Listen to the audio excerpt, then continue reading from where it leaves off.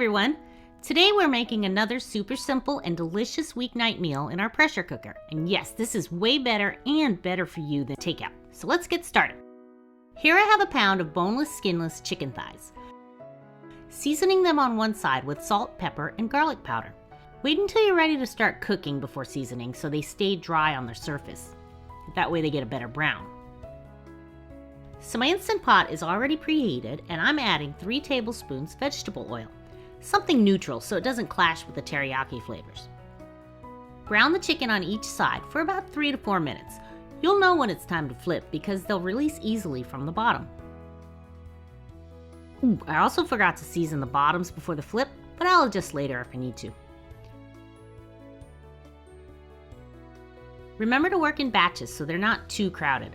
Overcrowding will cause them to steam instead of brown, and then it'll prevent it from creating that nice crust all over. See, I remembered to season the bottom this time, haha! Move the brown chicken to the holding tray for now, and we have to get this deliciousness up from the bottom.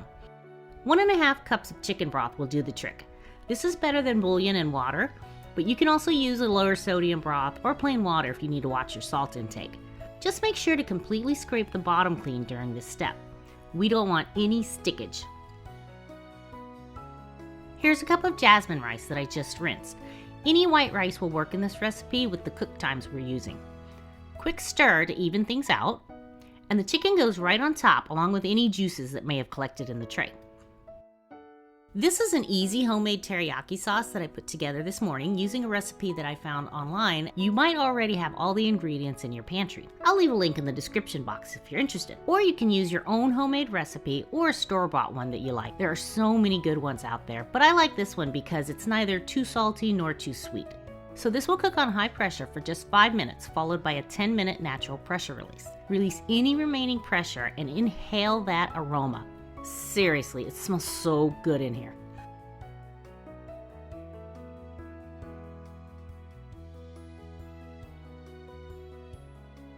Taste and adjust for seasoning according to your own palate. This was just perfect for me.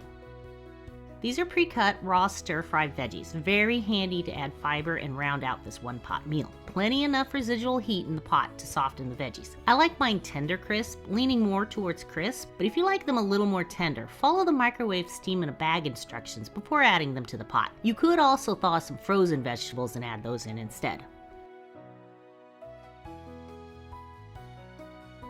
Serve with any toppings that you like.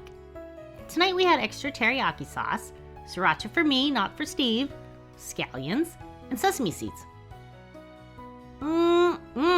Dinner is served and tomorrow's lunch is done. As always, ingredients and instructions are in the description box. Make sure to like, share, and subscribe, and leave a comment if you feel like it. Thank you so much for watching, and I will see you in the next video. Bye-bye.